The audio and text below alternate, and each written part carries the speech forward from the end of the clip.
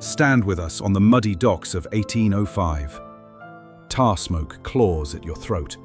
Hammers scream against wood. Ships tower like mountains, groaning under the world's desires. This is the gateway where empires assembled fortunes from millions of broken backs. But look closer. Beneath merchant mansions lies the rot. Fetid tenements where workers collapsed as ships never stopped arriving. Silk and shackles. Glory built on graves. A city of impossible contrasts. What you're about to witness is unprecedented. Using AI reconstruction and historical evidence, we've brought this lost machine back to life to show you Liverpool as it truly was. Close your eyes and imagine standing at the edge of the world, where the ocean meets ambition, where fortunes are made in salt and shadow, and where a city rises faster than it can breathe. This is Liverpool. The year is 1805, and what you're about to see will change everything you thought you knew about the birth of the modern world. I want you to walk with me down to the docks at dawn. The air is thick, heavy with salt water, wet timber, and the smoke of 100 coal fires already burning across the city. Your boots hit cobblestone, uneven and worn smooth by a decade of constant traffic. The sound echoes in the narrow streets. Ahead of you, the River Mersey opens wide, grey and restless under a pale sky. And lining its edge, something you've never seen before: wet docks. Ships, dozens of them, floating in man-made basins, locked in by massive gates that hold back the tide. No matter the hour, no matter the moon, these vessels stay afloat, ready, waiting, working. This is not just a port. This is a machine. Look around you. 80,000 people live here now. In 30 years, that number will nearly double. You can feel it, the city swelling, stretching, cracking at the seams. Migrants pour in from the countryside, from Ireland, from across the Atlantic. They come for work, they come for wages, they come because Liverpool is the gateway. To your left, a warehouse door rolls open. Inside, bales of cotton stacked 3 stories high, waiting to be loaded onto carts bound for Manchester. To your right, barrels of sugar from the Caribbean, dark and sticky in the humid morning air. Somewhere behind you, the sharp scent of tobacco drifts from an open crate. This is the Atlantic world in motion, and Liverpool is its beating heart. A dock worker brushes past you, shoulders hunched, hands blackened with tar. He's been working since before sunrise. He'll work until long after dark. Beside him, a sailor, Dutch, maybe Portuguese, shouts orders in a language you don't understand. A woman sells bread from a basket balanced on her hip. 2 children, no older than 10, haul rope thick as their arms. Everyone here is moving. Everyone here is working. Because if you stop, someone else takes your place. The city doesn't sleep.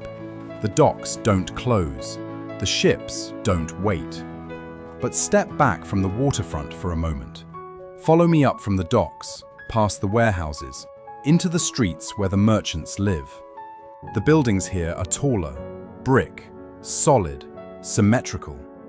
Through a window, you catch a glimpse of polished wood, silver candlesticks, a painting framed in gold. These men, ship owners, insurers, traders, built their fortunes on a triangle: Britain, Africa, the Americas. Goods, people, profit. By 1807, the British slave trade is abolished, but the wealth it generated, that stays. It funds these homes. It finances new ships. It builds more docks. The trade in cotton, sugar, and tobacco continues, and Liverpool grows richer still. But here's the question we have to ask. Who paid the price for all of this? Walk with me now into the other Liverpool. the one that exists just a few streets away from the mansions. Here, the alleys are tighter. The air smells of sewage and smoke. Families live 10 to a room. Children work the same docks their fathers do for a fraction of the pay. This is the same city, the same moment in time, but it might as well be a different world. You can stand at the corner of two streets and see both realities at once: wealth and poverty, opportunity and exploitation, the future and the cost of building it. Liverpool doesn't exist in isolation. 30 miles east, Manchester's mills are spinning cotton into cloth at a speed no human hand could match. The raw material comes through Liverpool's docks. The finished goods leave through them. The two cities are bound together, one by water, one by steam, both by profit. This is the Industrial Revolution in real time. Not an idea, not a chapter in a textbook. This is iron, fire, and human labor transforming the world faster than anyone can fully understand. And Liverpool is the door through which it all must pass. Let's go back to the docks one more time. I want you to hear it. The clang of metal on metal, the creak of rigging, the shouts of men coordinating a crane lift. A ship horn cuts through the noise, low and mournful, announcing arrival or departure. It hardly matters. There's always another. Breathe in. Salt, tar, wet wood. Smoke from the steamships just beginning to appear among the sails.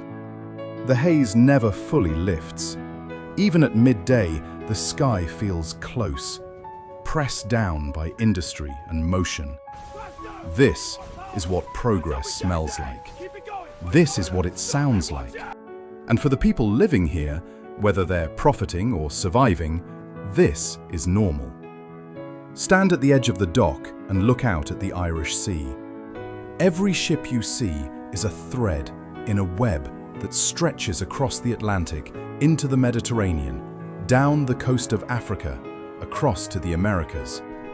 Liverpool isn't just a city, it's a node, a hub, a point of transfer where the world's goods and the world's people change hands.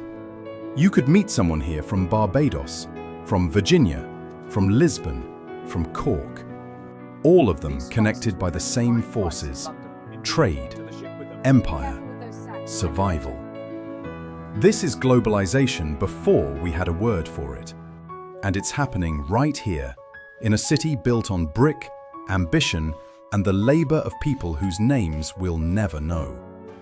By 1830, Liverpool's population will exceed 150,000. The docks will expand again. New warehouses will rise. More ships, more cargo, more people. But the contradictions will deepen too. Wealth will concentrate. Poverty will spread. The gap between the merchant and the dock worker will widen into a chasm. Yet the city will keep moving, because that's what Liverpool does. It doesn't pause, it doesn't reflect. It builds, it trades, it grows. And in doing so, it becomes a blueprint for London, for New York, for every port city that will rise in the century to come. So what does this place, this moment, mean for us now? Liverpool in the early 1800s isn't just a historical curiosity. It's the foundation of the modern urban world.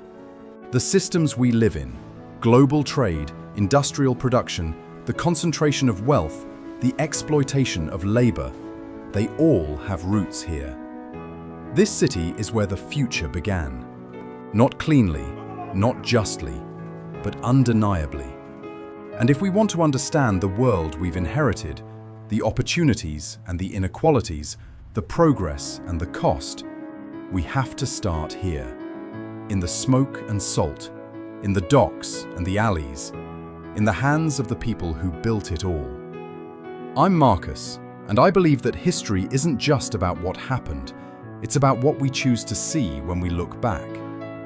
If this journey through Liverpool moved you, challenged you, or made you think differently about the world we live in now?